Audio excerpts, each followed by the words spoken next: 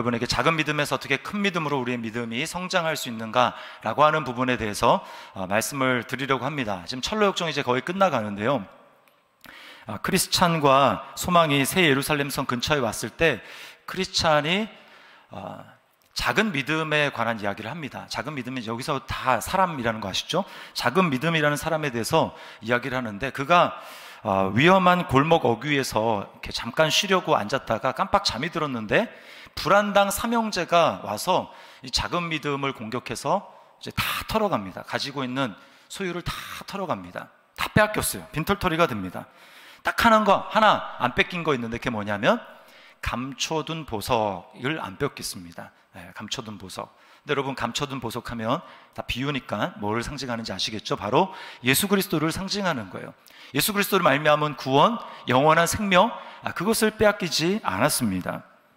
그러면서도 크리스찬은 그 작은 믿음을 회상하면서 아쉬워하며 이렇게 소망에게 이야기를 해요. 그 보물을 활용했더라면 더 큰 위로를 얻었을 텐데, 떠도는 얘기로는 여행하는 내내 거의 사용하지 않았다네. 여러분, 작은 믿음의 문제가 뭔지 보이시죠? 자, 예수를 믿었습니다. 분명히 믿음이 있어요. 그럼에도 불구하고 실제 삶에서는 그 믿음을 거의 사용하지 않습니다. 예수님을 믿었다라는 거, 나 구원 받았다, 천국 간다, 그거 외에 내 삶 가운데 그 예수님을 사용하지 않고 믿음을 사용하지 않기 때문에 실제 생활에서는 하나님이 약속하신 그 풍성한 삶을 경험하지 못하더라는 것입니다. 정말 안타까운 일이에요.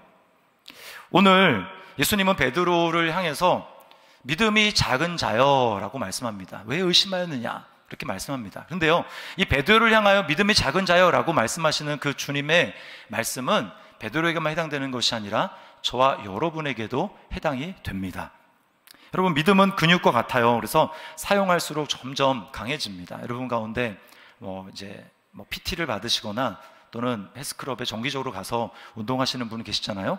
연예인 중에 이 근육 운동에 진심인 사람이 이제 김종국 씨 아닙니까? 김종국 씨가 제일 두려워하는 거는 내가 근손실이 일어나지 않을까, 하루라도 내가 운동을 하지 않아서 나에게 근손실이 있지 않을까, 이걸 굉장히 두려워합니다. 여러분, 믿음은 근육과 같아서 믿음을 계속해서 쓰면요, 믿음이 강해집니다. 믿음이 세집니다. 근데 반면에 믿음을 사용하지 않으면 믿음은 있는 것 같지만 근손실이 일어나는 것처럼 계속 믿음이 빠지는 거예요. 그리스도인으로서 가장 우리가 두려워해야 될 것은 나에게 왜 편안한 환경이 주어지지 않는가 라고 하는 그 편안한 환경을 구하는 것이 아니라 내게 주어진 그 믿음, 이 믿음이 근손실을 입어서 믿음이 점점 약해지지 않는가 라고 하는 것을 가장 두려워해야 하는 거예요. 주님은요, 우리가 믿음이 점점 강해지기를 바라십니다. 우리 믿음을 계속해서 사용하기를 바라세요. 예수님을 기쁘시게 할 수 있는 비결은 다른 게 없습니다. 다른 걸로 주님이 절대 감동하지 않아요. 딱 하나, 우리가 믿음으로 행할 때 주님은 기뻐하십니다. 반면에 믿음으로 반응해야 될 상황인데 믿음으로 반응하지 않고 그냥 내 생각과 감정대로 그렇게 행함으로 점점 퇴보한다면 히브리서 말씀처럼 뒤로 물러가면 내 마음이 저를 기뻐하지 아니하리라 라고 주님이 말씀하시는 거예요. 자, 오늘 먼저 우리가 살펴볼 것은 우리는 물 위를 걷는 믿음을 가진 자로 부름을 받았다라고 하는 사실입니다. 물 위를 걷는 믿음이란 어떤 믿음이냐면 이건 믿음의 최고의 경지입니다. 믿음의 최고의 경지. 예수님이 물 위를 걸어오셨잖아요. 주님이 그런 모델을 보여주시면서 너희도 물 위를 걷는 믿음을 가져라, 물 위를 걸어라 라고 말씀을 하는 것입니다. 자, 그런데요, 아까도 말했지만 작은 믿음이 있으면 큰 믿음이 있습니다. 물 위를 걷는 믿음이 있다면 거기에 미치지 못하는 믿음이 있어요. 갑자기 물 위를 걷는 믿음이 될 수 있는 것이 아니라 우리의 믿음은 성장에 거듭을 해서 물 위를 걷는 믿음에까지 이르게 되는 것입니다. 믿음은 갑자기 생기지 않아요. 여러분, 학생들이 이제 시험을 정말 싫어하지 않습니까? 이제 얼마 전에 기말고사를 끝냈는데 우리 애들도 시험을 너무 스트레스를 받아요. 근데 시험이 만약에 없다면, 시험이 있기 때문에 시험을 위해서 준비하는 과정 가운데 또 시험을 통과하는 과정 가운데 실력이 늘죠. 그리고 자신의 지금 현 주소가 어느 정도인지를 시험을 해야, 시험을 통과해야 아는 것입니다. 마찬가지로 우리 상황 가운데 어려움이 있고 믿음을 적용할 만한 그런 상황이 도래해야 아, 내 믿음의 지금 현재 수준은 이 정도구나. 그리고 그것을 믿음을 적용해서 통과한 다음에 우리의 믿음이 강해지는 것을 경험하게 되는 것입니다. 얼마 전에 지지난주인가요? 그때 우리 교육자 사무실을 정리를 하고 가구 배치를 좀 바꾸고 하는 일을 했거든요. 그때 이제 어딘가에서 아령이 나왔어요. 아령이. 5kg짜리 묵직한 아령이 나왔습니다. 저는 이제 그걸 보고 우리 김정환 전사님이 운동을 하려고 갖다 놨나? 라고 했는데 김정환 전사님께 아니고요. 이승혜 전사님 거였어요. 제가 깜짝 놀랐어요. 야, 이 5kg짜리 이게 묵직한 거를 들어 올리신다고? 네. 여러분 5kg 정도 돼야 좀 약간 좀 묵직하다라고 해야 그걸 할 때 근육이요 붙습니다. 근데 나 힘든 거 싫어해가지고 그냥 1kg, 500g 뭐 그런 게 아령이 있는지 모르겠지만 이걸 하면요 100개도 할 수 있지만 안타까운 일은 근육이 늘어나지 않는다라는 거예요. 믿음도 마찬가지입니다. 그래서 주님이 우리에게 허락하시는 환경 가운데 이것 때로 너무 힘든 일인데 라고 하는 일이 발생하면 그것은 우리로 하여금 믿음을 주님이 시험해보고 여기 내 믿음의 근육을 키우기 위해서 하나님이 허락한 시험이구나 라고 하는 것을 우리는 그렇게 받아들여야 하는 것입니다. 제자들이요 오늘 풍랑을 만났는데 이 풍랑이 첫 번째 풍랑이 아니라 두 번째 풍랑입니다. 첫 번째 풍랑은 조금 더 쉬웠어요. 그때는 왜 쉬웠느냐? 예수님이 계셨습니다. 비록 주무시고 계셨지만 눈앞에 예수님이 보였어요. 그러니까 똑같은 풍랑이 오고 똑같은 막 물결이 일어나다 할지라도 바람이 불어도 눈앞에 예수님이 보이니까 예수님 좀 도와주십시오. 이게 바로 된단 말입니다. 근데요 지금은 예수님이 안 보여요. 예수님이 보이지 않습니다. 주님은 멀리 계시면서 이 상황을 지켜보시긴 하시지만 그 배에 계시지는 않았어요. 제자들은 너무나 힘듭니다. 지금 쉽지는 않은 상황이에요. 그러니까 예수님이 안 계시니까 하나님이 경험되지 않습니다. 하나님이 느껴지지 않습니다. 정말 주님이 살아계시나? 주님이 나와 함께 하시나? 이런 것들이 감정적으로 막 이렇게 충만하지 않아요. 왜 이런 상황을 주님이 허락하십니까? 지금 제자들은 매우 어려운 상황입니다. 이 사건은 오병이어 그 사건 바로 직후에 일어난 사건이거든요. 그러니까 예수님이 제자들을 보고 이제 건너편으로 건너가라, 먼저 건너가라 이렇게 말씀합니다. 그리고는 예수님을 막 오병이어 때문에 왕으로 세우려고 하는 그 무리들을 그들의 잘못된 헛된 그 야망을 주님이 흩어버리시면서 무리를 빨리 흩어버리시고 제자들도 무리에서 떼어서 건너편으로 가라고 하시고 주님은 기도하시러 산에 올라가시는 거예요. 저물 때쯤 이들이 움직였기 때문에 지금 여름이라고 치면 8시쯤 저녁 8시쯤 됐습니다. 그리고 오늘 예수님이 도저히 그들이 있는 상황을 보지 못하시고 그들에게 오시는 때가 밤 사경쯤이라고 이야기를 해요. 밤 사경은요 새벽 4시부터 6시 사이를 밤 사경이라고 합니다. 그러니까 이런 시간을 제일 앞 시간을 잡아서 4시가 새벽 4시라고 잡아도 저녁 8시부터 새벽 4시니까 이들은 꼬박 밤을 세워서 8시간을 노를 저은 거예요. 근데 앞으로 한 발자국도 나가지 않습니다. 땀으로 완전, 그리고 물로 다 뒤집어 써서 온몸은 다 젖었고요. 그리고 8시간 노를 저으면 완전 다 물집이 잡힙니다. 어쩌면 피가 날지도 몰라요. 이런 어려운 상황 가운데 놓여 있습니다. 그리고 앞으로 나가지는 않고 바람이 역풍이 부니까 앞으로 나가지 않고 완전히 그러기가 돼서 이제는 모든 것을 다 포기해버리고 그냥 가라앉든지 죽든지 모르겠다. 이런 상황 가운데 지금 놓여 있는 거예요. 여러분, 왜 주님은 이런 상황을 허락하셨을까요? 제자들의 믿음이 성장하기를 바라시는 겁니다. 주님이 이렇게 말씀하는 거야.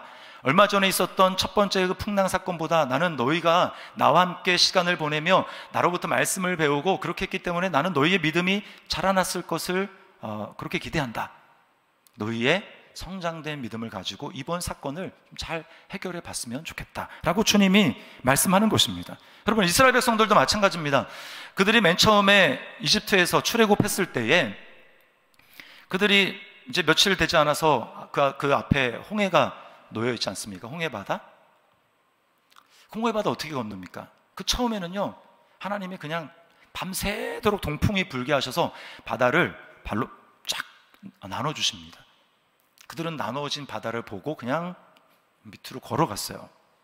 자, 그런데 그들이 광야로 들어가서 광야에서 40년 동안 보내면서 하늘로부터 매일 만나를 먹고 불기둥 구름기둥의 인도함을 받으면서 정말 하나님은 살아계시는구나, 하나님이 매일 우리를 굶지 않게 내 삶을 지켜주시는구나 라고 하는 것을 경험한 다음에 40년이 지난 다음에 이제 가나안에 들어가는 믿음의 2세대들, 그들이 가나안 땅에 들어갈 때 그 앞에 넘실거리는 범람하는 요단강에 놓여 있습니다. 아주 큰 소리를 내면서 강이 위에서부터 내려오는 거예요. 제가 그 앞에 섰을 때 주님은 이제 이전과 같이 하지 않습니다. 요단강을 가르잖아요. 요단강은 여전히 흘러가는데 제사장들에게 명령합니다. 언약궤를 맨 제사장들이 먼저 발을 디뎌라.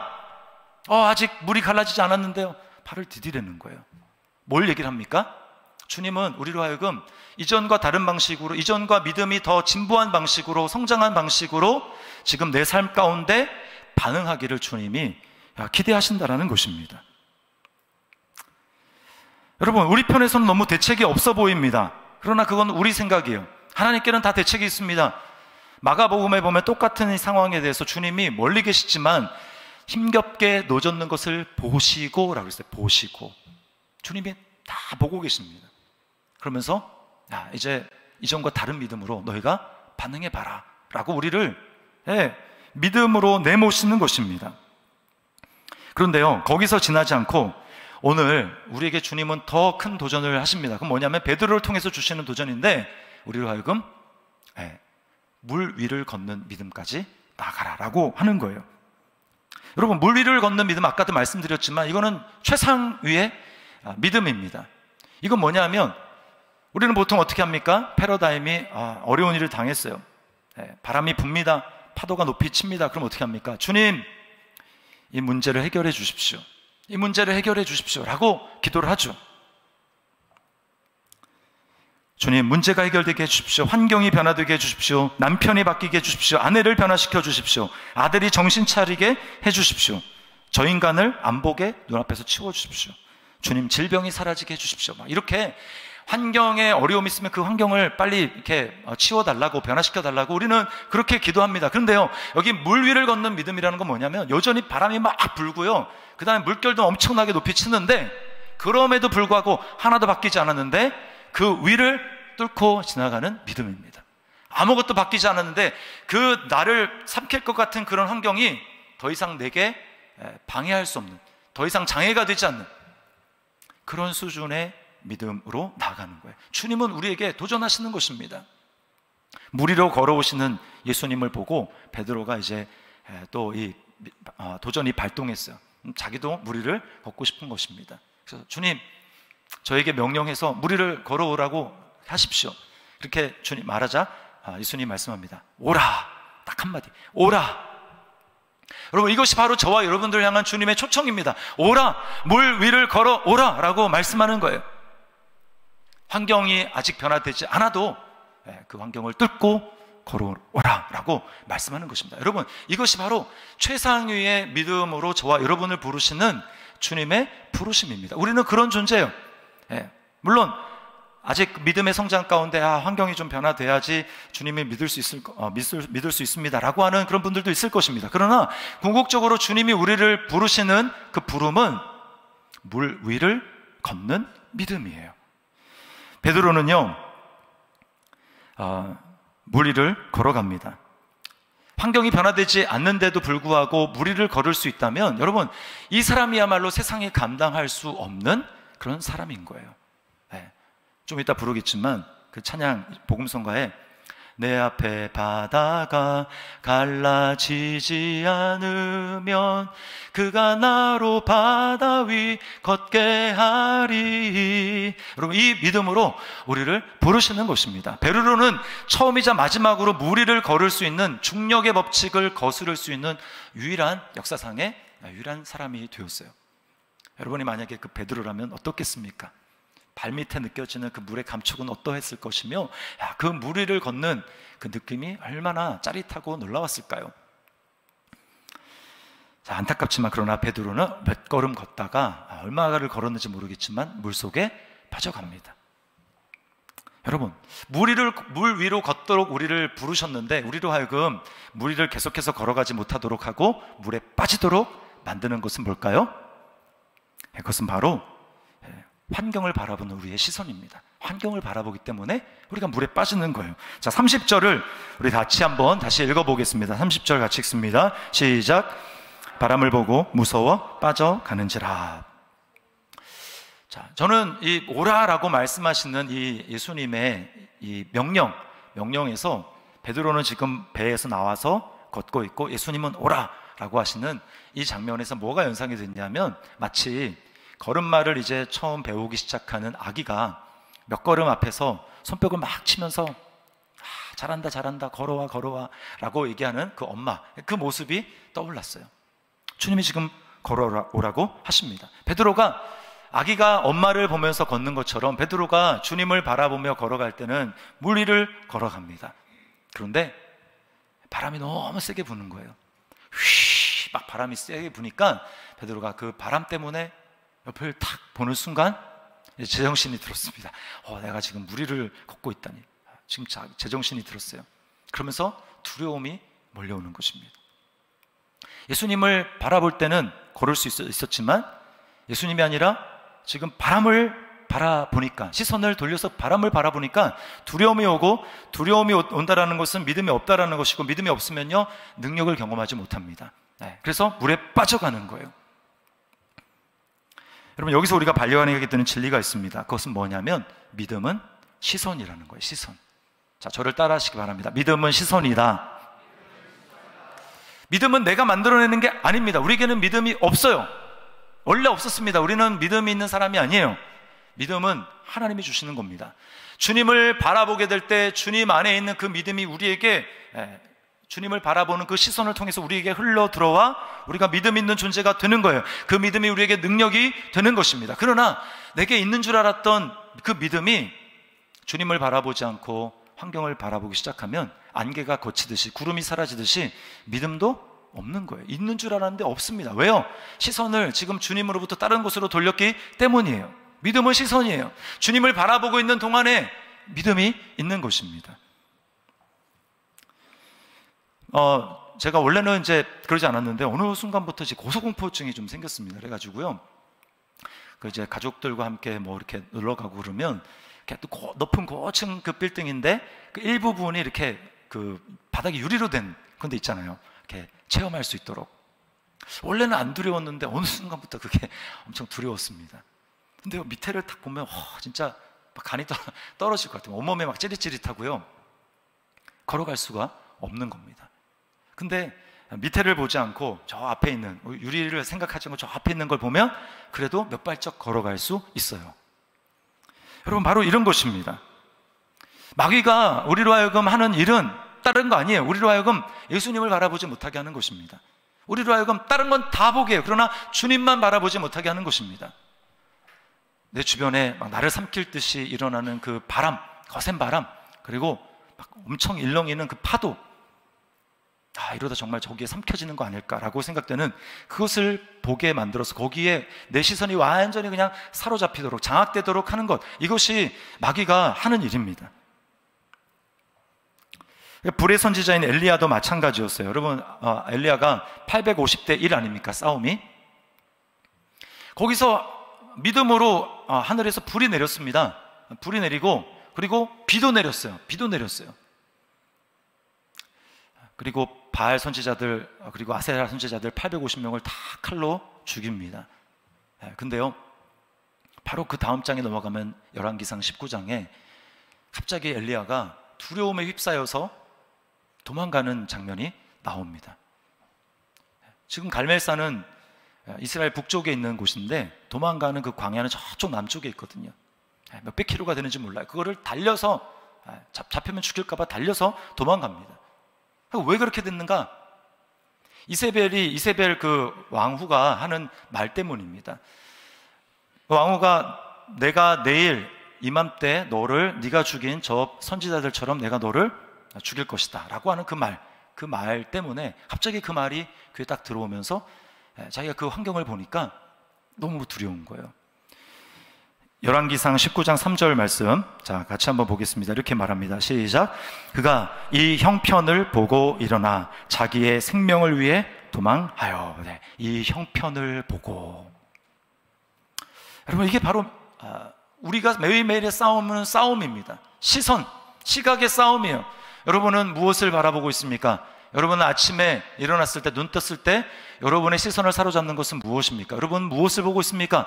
말씀을 통해 주님을 보고 있습니까? 아니면 여전히 내 삶 가운데 없어지지 않고 있는 그 풍랑, 그 바람을 보고 있습니까?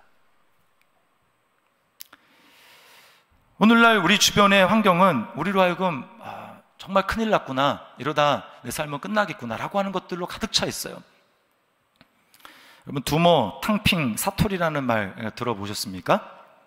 이거는 자국 현실에 절망해가지고 희망을 포기하고 극단적인 비관주의를 표방하는 청년 그 세대를 지칭하는 말입니다. 이 두모는요, 원래 영미권에 있는 청년들을 나타내는 말인데요. 영어로 이제 doom이라고 하는 말이 뭐 파멸, 어두운 뭐 미래 뭐 이런 걸 나타내잖아요. 9.11 테러 사태를 겪고 또 서브프라임 그 사태를 겪고, 그리고 또 뭐 그러면서 이제 경제 불황이 오고 실직 사태를 경험하고 하면서 점점 그 환경이 어려워지니까 청년들이, 그 다음에 이제 뭐 최근에는 코로나와 락다운 막 되면서 뭐 있던 일자리도 다 사람들 내쫓고 막 그런 상황을 경험하면서 청년들이 이제 상황을 보면서 희망을 잃어버리는 거예요. 그러면서는 세상에 대한 무관심, 자기에 대한 혐오, 우울증에 몰입해서 점점 외톨이로 전락해가는 청년 세대를, 영미권의 청년 세대를 가르치는 말이 이 두모입니다. 자, 그런가 하면 중국에서는 탕핑족이라는 말이 있어요. 탕핑족. 이 탕자가 누울 당자에다가 뭐 이제 평평할 평자잖아요. 평평하게 그냥 일자로 누워버린다, 이런 뜻입니다. 한마디로 배째라 이거예요. 배째라. 가난한 중국의 도시 청년들이 가난을 벗어날 희망을 포기하고, 그런 희망이 보이지 않기 때문에 희망을 포기하고 경제활동 참여를 하지 않기로 선언하는 데서 비롯한 말입니다. 그러니까 지금 현재의 이런 실직 사태, 일자리도 없고 뭐 이런 사태를 가져온 공산당에 대해서 반항하는 뜻에서 이제 나온 말이 탕핑족이에요. 탕핑족. 그런가 하면 일본에서는 사토리 세대, 약간 조금씩 결이 좀 다르긴 하지만 이런 일들이 있습니다. 그리고 한국도 점점 제가 보기에는 점점 그렇게 되는 것 같아요. M4 세대가 있어서 점점 청년들이 취업을 포기하고, 연애를 포기하고, 직장만을 포기하고, 결혼 포기하고, 출산을 포기하고, 점점 미래에 대한 희망을 잃어버리는 이런 세대 가운데 우리가 놓여 있습니다. 근데 청년들뿐만 아니라 제가 보면 이게 좀 점점 번져가는 것 같아요. 어려운 현실들을 보면서. 근데 이런 것들을 부추기는 게 뭐냐면요, 시선입니다. 시선. 청년들이, 우리 딸도 제일 많이 하는 게 뭐냐면 계속 뭘 올리는 거예요. SNS에 사진 찍어가지고 막 올립니다.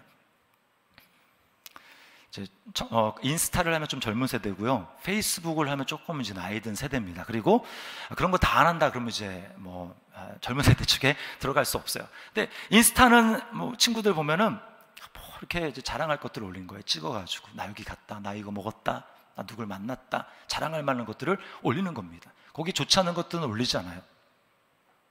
근데 올리는 것도 이제 급이 있겠죠. 더 많은 것들을 누리고 있는 사람들, 그거를 보면서 뭘 느낍니까? 이 사람들은 이런 걸 누리는데 나는 이런 걸 누리지 못하는구나 라고 보면서 비교하고, 나도 충분히 행복한 삶인데 비교하면서 저런 것들을 가질 수 없는 나, 저런 명품을 가질 수 없는 나, 저런 플렉스를 할 수 없는 나는 불행해 라고 생각하면서 그 어두운 현실 가운데 사로잡혀 가는 것입니다. 비교하는 거예요. 여러분, 세상이 다 이렇습니다. 우리로 하여금 끊임없이 세대하는 거예요. 자, 이런 것들을 가지고 있다, 너는 없지, 너는 불행해, 너는 행복하지 않아 라고 우리로 하여금 계속해서 세뇌를 하고 있는 거예요. 여러분, 개그우먼 정선희 씨를 아실 것입니다. 이제 남편이 자살한 게 이제 며칠 후에 발견이 됐고 엄청난 충격을 받았습니다. 뭐 당연하죠. 배우자 사별한 게 가장 큰 충격이라고 하지 않습니까? 너무 이제 충격을 받았는데 더 큰 문제는 뭐냐면 이제 주변에서 막 난리가 난 거예요. 남편 잡아 죽인 뭐 남편을 뭐 죽음에 이르게 한 사람이다. 뭐 욕이지만 욕을 할 수 없으니까. 시댁에서도 막 신우들이 막 난립니다. 언론 플레이를 해서 남편 잡아 죽인 사람이라고 그러면서 언론 플레이를 그렇게 해요. 온라인에서도 엄청난 악플에 시달립니다. 너무 충격이 심하니까 이게 지금 현실인지 꿈인지 분간이 안 되는 거예요. 그런 채로 오랜 시간이 지났다고 이야기를 합니다. 그러면서 정신을 차렸는데, 그러면서 제 몰려오는 건 하나님에 대한 배신감이었어요. 내가 하나님을 모르는 사람도 아니고 하나님을 아는데 내가 뭘 잘못했다고 나에게 이런 일이 일어납니까? 라고 하면서 하나님께 대한 원망과 배신감이 막 몰려오는 거예요. 그리고 깊은 우울증이 찾아왔습니다. 감정의 진공 상태라고 표현하더라고요. 감정의 진공 상태, 아무런 느낌도 없는.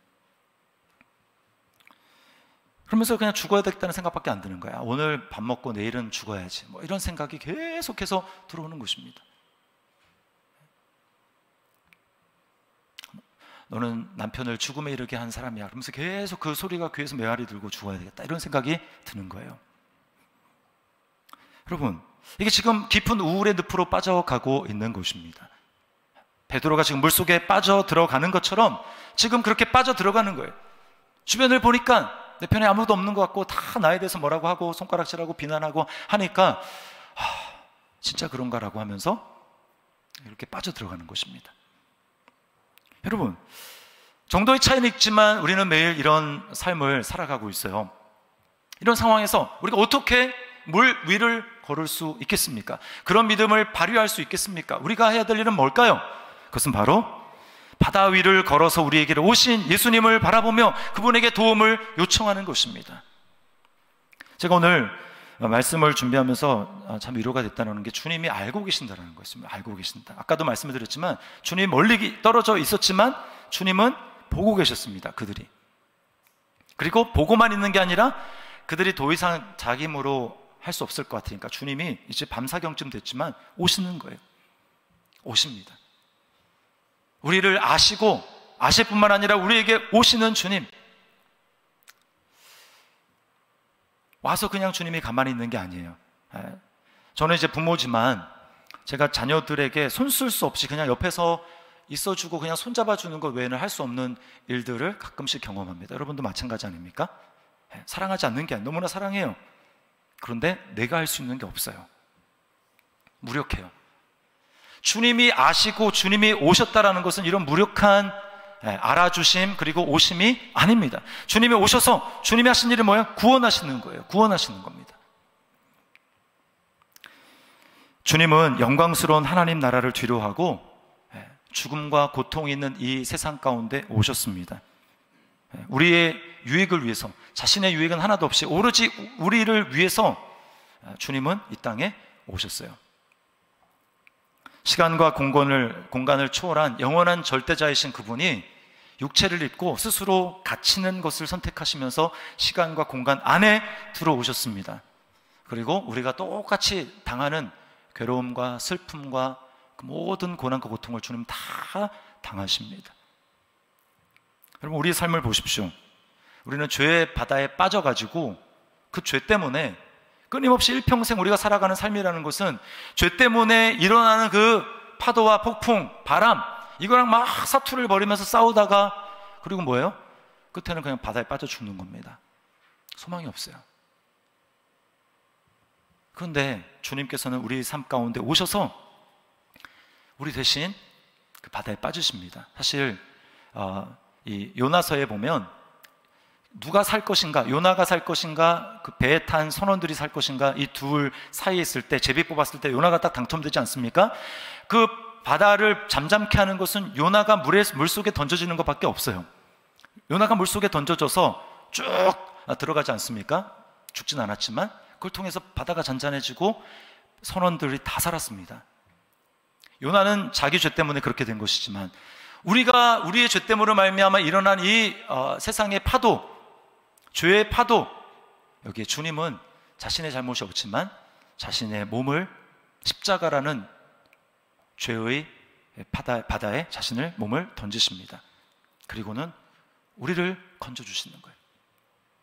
주님 십자가에서 죽으심으로 말미암아 우리가 죄의 바다로부터 구원받고 하나님의 자녀가 되었습니다. 그리고 주님은 그 죽음으로 끝나신 것이 아니라 성령의 능력으로 일어나셨어요. 일어나시면서 우리에게 말씀합니다. 너희가 세상에서는 환난을 당하나 담대하라. 내가 세상을 이기었노라. 오늘 물 위를 걸어서 오시는 주님은 이제 곧 죽음의 바다에서 죽었다가 우리를 건져주신 다음에 부활하실 그 주님의 모습을 미리 보여주시는 사건입니다. 여러분은 예수님을 믿습니까? 그렇다면 예수님 안에 있는 거예요. 예수님 안에 있다면 우리에게는 안전장치가 있습니다. 뭐냐면 우리는 절대로 바다에 빠져 죽지 않는다라는 거예요. 어떤 일이 있어도 바닷속에 이렇게 빠져갈 수는 있어요. 그러나 계속 꼬르륵 해가지고 우리는 빠져 죽지 않는다라는 것입니다. 왜요? 오늘 주님이 베드로에게 하신 말씀을 보십시오. 베드로가 빠져가자 주님이 손을 내밀어서 베드로를 건져주시죠. 그러면서 하시는 말씀이 뭐예요? 믿음이 작은 자여 왜 의심하였느냐. 저는 이 말씀이 참 위로가 돼요. 믿음이 없는 자여 라고 하지 않으셨어요. 믿음이 작은 자여. 비록 예수님을 바라보지 못하고 때때로 환경을 바라보서 물속에 빠지는 그런 연약한 믿음을 가진 나지만, 작은 믿음을 가진 나지만, 주님은 그 나를 향해서 너 믿음이 없구나라고 말씀하시지 않고 믿음이 작은 자여. 왜 그렇게 말씀합니까? 너는 이미 나를 받아들였고 내가 너 안에 있기 때문에 나를 믿었느냐? 내 안에 거하느냐? 그렇다면 믿음이 없는 자가 아니라 믿음이 작은 자다. 다시 일어설 수 있다라는 것입니다. 나에게 소망이 있다라는 것입니다. 그것이 바로 예수님을 믿는 자가 가진 안전장치고 소망이에요. 여러분, 그러므로 우리는 넘어질지라도 망하지는 않습니다. 여러분 믿습니까? 넘어질 수 있어요. 잠깐 빠질 수 있습니다. 그러나 그것 때문에 우리는 가라앉아 영원히 죽는 자가 아니라는 사실이에요. 그러므로 우리가 뭘 할 수 있습니까? 우리는 다시 일어설 수 있어요. 주님 안에서 다시 일어설 수 있습니다. 여러분, 작은 믿음입니까? 염려하지 마세요. 다시 주님 바라보고 일어서면 되는 거예요. 우리가 해야 될 일은 뭐냐? 다시 일어설 때 주님께 도움을 요청하는 것입니다. 주님의 이름을 부르는 거예요. 오늘 베드로는 자기도 모르게 하나님의 약속의 말씀을 붙들고 그것을 실천했습니다. 그게 뭐냐면 위험을 당할 때 주님의 이름을 부르고 부르짖는 것입니다. 오늘 베드로가 빠졌을 때 그는 본능적으로 한 일이 바로 그것이었어요. 주님 나를 도우소서. 주님 나를 도우소서. 딴 거 없어요. 주님 나를 도우소서. 그렇자 주님이 베드로를 손을 내밀어 건져주십니다. 여러분, 우리 기도를 복잡하게 생각할 거 없어요. 그냥 여러분 빠져간다고 느끼십니까? 딱 한마디 하십니다. 주님 나를 도우소서. 부르짖으면 돼요. 자, 시편 50편 15절 약속의 말씀 우리 함께 읽습니다. 시작. 환난 날에 나를 부르라. 내가 너를 건지리니 네가 나를 영화롭게 하리라. 아멘. 주님 부르면, 환난 날에 주님을 부르면 주님이 우리를 건지시겠다. 이건 제 말이 아니라 주님의 약속의 말씀입니다. 자, 아까 정선희 씨 제가 말씀을 드렸는데 그 정선희 씨가 어느 정도 정신을 차린 다음에 그가 하나님 앞에 한 것 딱 한 가지가 있는데 그게 뭐냐면 기도하는 것이었습니다. 기도도 복잡한 기도 아니에요. 지금 바로 베드로가 한 기도입니다. 딱 한마디. 하나님 살려주세요. 하나님 살려주세요. 맨날 아침에 눈 뜨면 맨날 이제 죽어야 되겠다, 죽을 것 같다, 넌 죽어야 된다 라고 하는 소리가 너무 막 들리니까 막 자기 진짜 이러다가 죽을 것 같은 거니까 그가 한 일은 딱 한 가지밖에 없어요. 하나님 살려주세요. 하나님 살려주세요.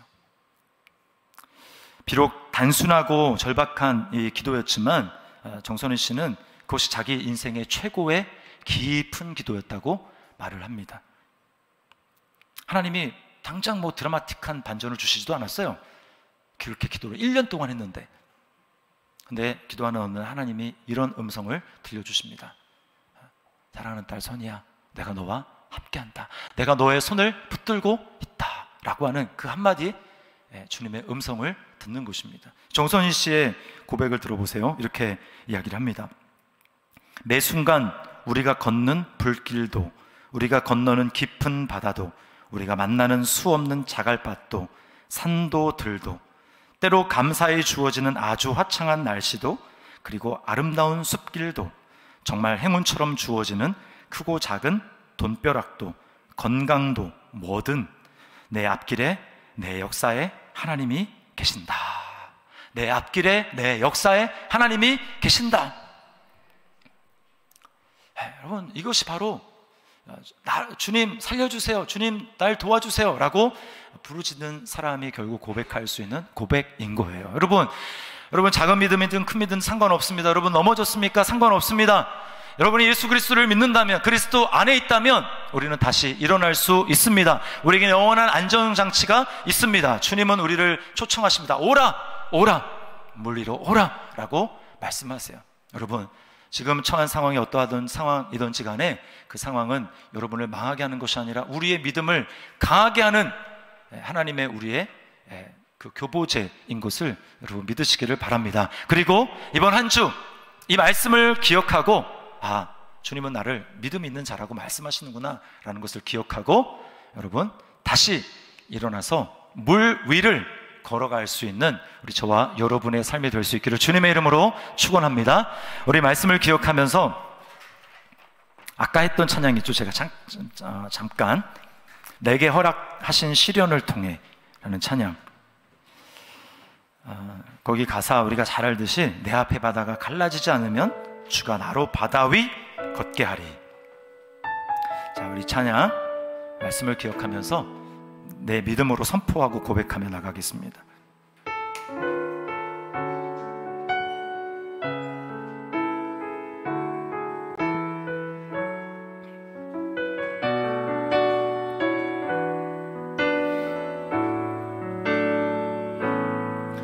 내게 허락하신 시련을 통해 나의 믿음 더욱 강하게 자라나고